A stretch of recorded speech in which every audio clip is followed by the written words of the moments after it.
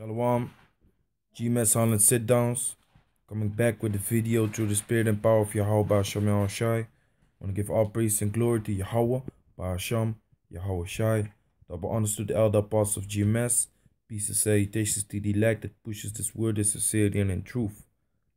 On today's video is going to be named, What Would You Do If You Knew? Basically, I'm going to work up to the point.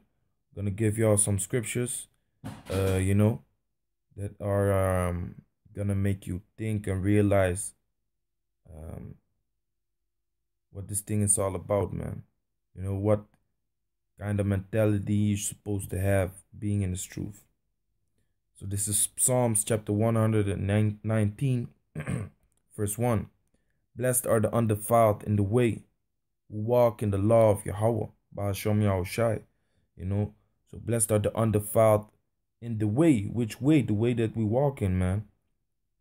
We are walking in a path, and we should not go off the road, man. We should stay on this path, because this path, what we follow, we are following honorable man, that walk in front of us, man, which are the elder apostles of GMS. They are walking behind the men that are written in the Bible. The apostles that are written in the Bible, they walk behind them through the Spirit, and that means they also walk behind Yahweh Shai, man. Why? Because they have the understanding, they have the 100% truth, they have the wisdom, knowledge, and understanding that of the Bible, man. So it's only good to follow in the footsteps of those men. But you gotta be circumspect. You gotta watch. You gotta see what's going on. And you gotta do your best to stay undefiled in the way, man. Don't go after strange doctrines. Don't all of a sudden say, well, this is not right about the doctrine. This is not right. You gotta stay with the sound doctrine, man. You gotta stay undefiled. So blessed are the undefiled in the way, who walk in the law of Yahweh Ba'Hashem Yahweh Shai. Do the will of Yahweh Ba'Hashem Yahweh Shai. Blessed are they that keep his testimonies and that seek him with the whole heart. That seek him with the whole heart, man. So that's the point, man. You gotta seek him with your whole heart. For example, you gotta seek him with your whole mind, because we know the word in the Hebrew for heart is la'ab, which means mind. So, but it's your inner man, it's your mind, it's your own will,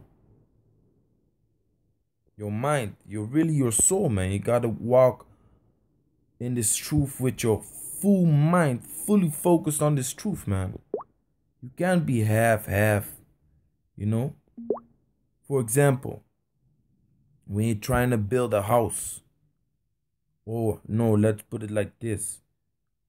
When you're working on a construction site, you got a job, Esau is above you, he's your chef, he's your leader, so to speak, your boss, and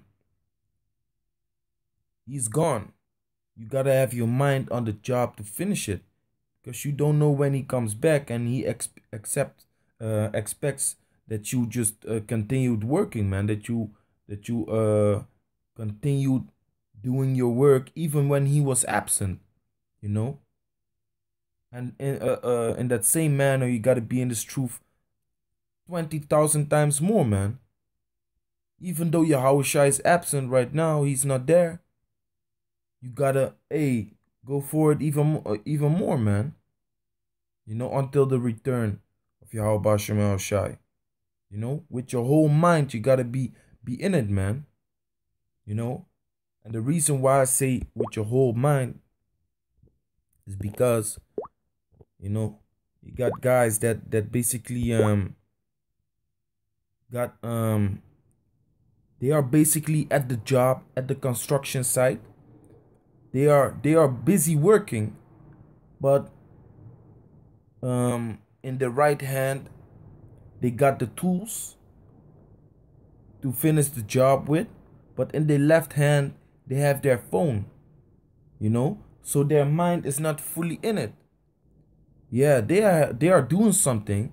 They have a hammer or a screwdriver in their hand or whatever in the right hand, but then in the left hand they got the phone.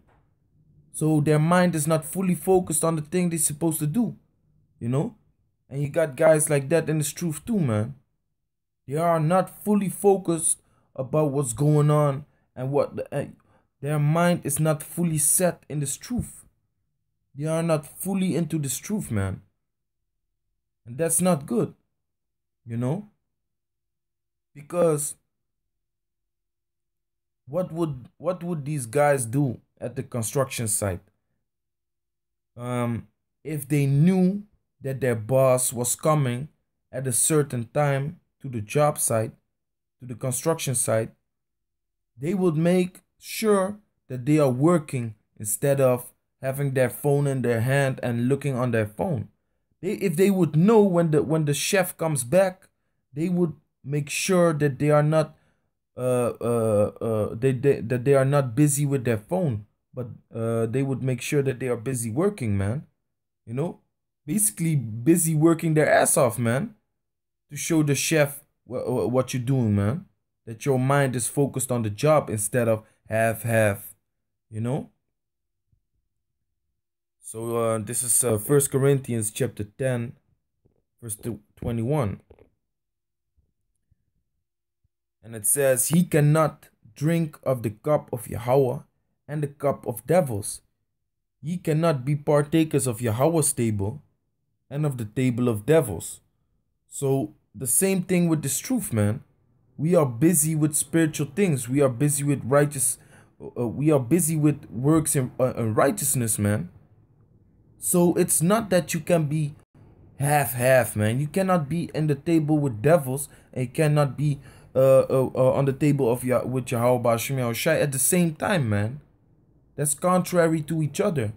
Meaning, you cannot be busy with worldly things, busy building a family, going out on family trips and all that type of nonsense. Busy with setting up whatever to make it in this world, man. Go to college, university, and that's not even the wrong side of it, but it's just a little bit of a mentality that you should have.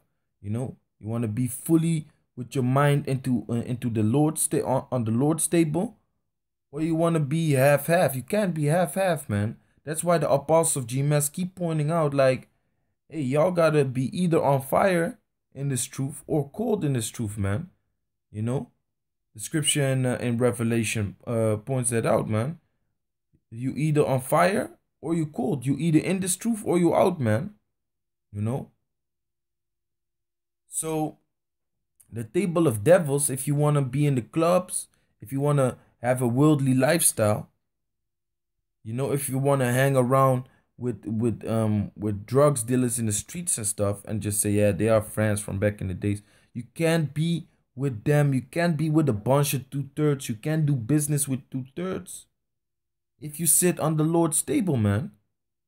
Because if they do wickedness and you will be found with them, you will be judged by them according to their wickedness. If you sit in a car with a 2/3 ass nigga that you just call your friend, and he gets caught with a gun and drugs in his car, what you maybe don't even know about, you in the same courtroom as he, man. Maybe you go to jail,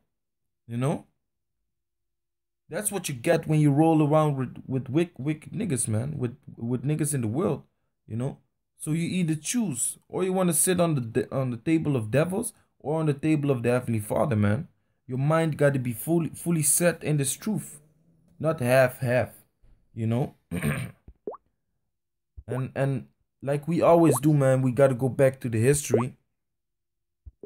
We got to go back to the history because the things which are written before time are written for our learning, man. So what happened back in the days, what happened in the ancient days are examples for us. Um let's see where I'm start.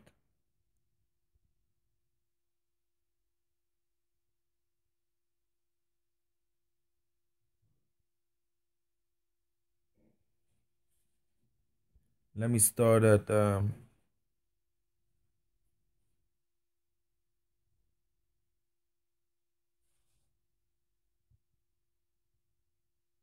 yeah, let me start at Numbers 32 and 6.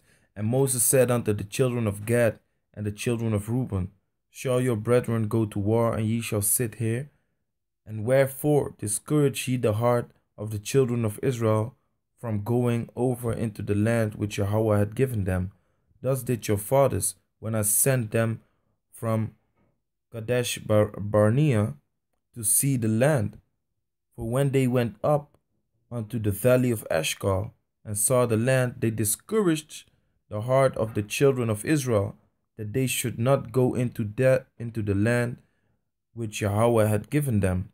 And Yahweh's anger was kindled the same time, and he sware, saying, surely none of the men that came up out of Egypt from 20 years old and upward shall see the land which I swear unto Abraham, unto Isaac, and unto Jacob, because they have not wholly, wholly followed me. So, because they have not wholly followed me, save besides Caleb, the son of Jephunneh, the Kenizzite, and Joshua, the son of Nun, for they have wholly followed Yahweh. You know? So this is an example, man. Let me read 11 again. No, let me read 10 again. And Yahweh's anger was kindled the same time, and he swears, saying, surely none of the men that came up out of Egypt from 20 years old and upward shall see the land which I swear unto Abraham, unto Isaac, and unto Jacob, because they have not wholly followed me. So that's what you get, man. If you don't want to wholly follow, fully set your mind in this truth. If you don't want to go all out for this truth, man. If you don't want to put your mind constantly on this truth, 100%. If you want to be half, one hand is filled with tools to work, and the other hand is just lazy and being in the world. Then you're not wholly following the Yahweh Shem Yahushai, man. So what happened? Those niggas got put to death, man. Those niggas died in the wilderness. They didn't make it into the land. Besides Caleb and Joshua, man. Those two were the only two who made it, who saw the land of Israel coming out of the captivity of Egypt, man. And let that sink in, man. Because the deliverance, the Heavenly Father is gonna deliver us out of Egypt again, man. You know? It's gonna be the same like how it went down in Egypt, man. Egypt was the Heavenly Father sent plagues upon Egypt. That thing is gonna happen again, man. America's gonna be plagued, man. Famine, death, pestilence, the sword, the nuclear missiles are gonna hit America. Just like how in Egypt the Heavenly Father sent his glory, which are the chariots, that same way Israel is going to be delivered out of Egypt, which means which goes back to the word Egyptos, which means bondage. He's going to come with those same chariots again, man, to deliver us. So this is going to be the same thing. And again, the wilderness is going to come, man. Because some wicked ass niggas need to be sifted out, man. And you will be sifted out if you don't fully follow Yahweh Ba'ashem Yahushai, man. If you are in this half and half, man. Verse 12, save Caleb the son of Jephunneh the Kenizzite, and Joshua the son of Nun, for they have wholly followed Yahweh. Let me look at that word, man.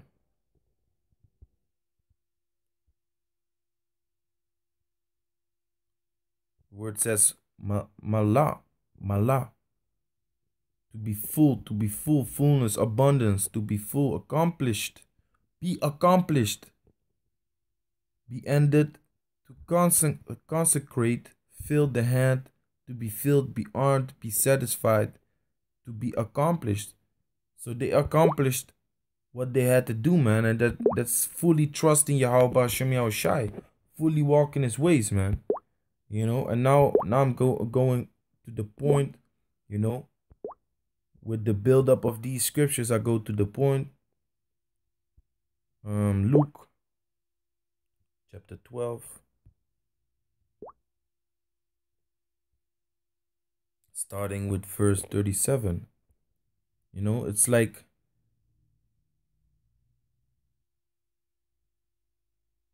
the example that I gave when you're working at the job site, and the time your chef comes back, you will make sure that you are working, man, and not busy doing other things. That's the same in this truth, man. And this is the scripture. This is Luke chapter 12, verse 37. Blessed are those servants whom the Lord, when he cometh, shall find watching. So if Yahushua comes back, blessed are those men that are busy doing the work, man, not knowing that he was gonna come. Blessed are those men, man, that are busy watching the prophecies, busy doing the work of Yahweh Ba'ashem Yahushai, man. Blessed are those servants. Verily I say unto you, that he shall gird himself and make them to sit down to meat, and will come forth and serve them. And if he shall come in the second watch, or come in the third watch, and find them so, blessed are those servants, man. So you don't know when he's gonna come, but if you are doing the work, you are blessed, man. You are blessed. Verse 39. And this know, that if the good man of the house had known what hour the thief would come, he would have watched and not have suffered his house to be broken through. And that's the thing, man. That's the same example as with the boss that comes to the job site. If you would know what time he was gonna come, you would make sure that you are busy working, man. This is the same example. If you know a thief is gonna go into your house and steal your stuff, if you know the exact time that he's gonna come, you're gonna stand at the door with a baseball bat, man, ready to smash his skull in, man, for breaking in your house. You're